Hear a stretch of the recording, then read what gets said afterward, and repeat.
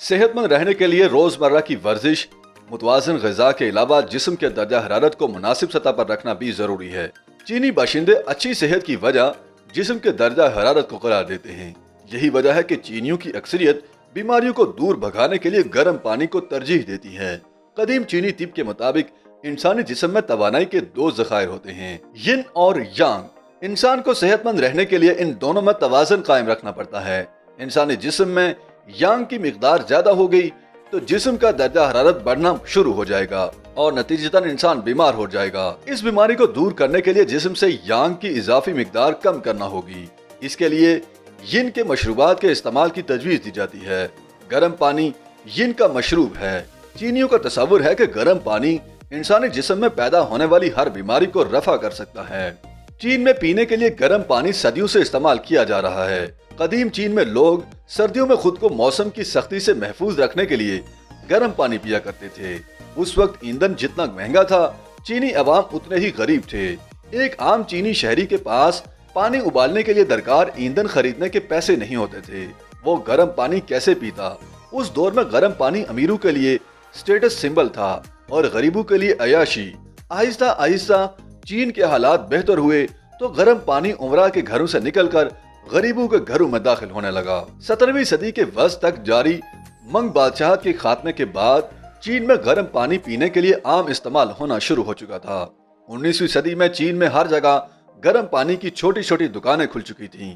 उन दुकानों को लाओ हो जाओ या चीते का चूल्हा कहा जाता था। उन दुकानों को मौजूदा दौर के कैफे समझ लें। बस फर्क इतना है कि उनके मेन्यू पर बस एक चीज होती थी, वो गर्म पानी था। चीनियों की गर्म पानी की ये दुकानें बहुत पसंद आईं। जल्द ही ये मुल्क के हर हिस्से में खुल गईं।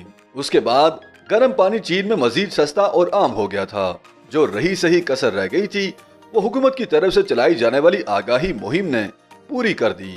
1930 में उस वक्त चीन की हुकूमत ने नई जिंदगी तहरीक के नाम से एक मुहिम का आगाज किया था, जिसका मकसद लोगों को हिफ्ज़ाने सेहत के उसूल सिखाना थे। इसमें उन्हें बताया गया कि वो अपनी अच्छी सेहत के लिए खाना अच्छी तरह पका कर खाएं और गर्म पानी पिएं। चीन में गर्म पानी इस तहरीक से पहले ही आम इस्तेमाल होना शुरू हो चुका था। चीनी फौज में शामिल सिपाही गर्म पानी दस्तयाब न होने की सूरत में शिकायत दर्ज करवा सकते थे और अगर उनमें से कोई बिना उबला हुआ पानी पीता हुआ दिखाई देता था तो उसकी शिकायत भी लग जाया करती थी।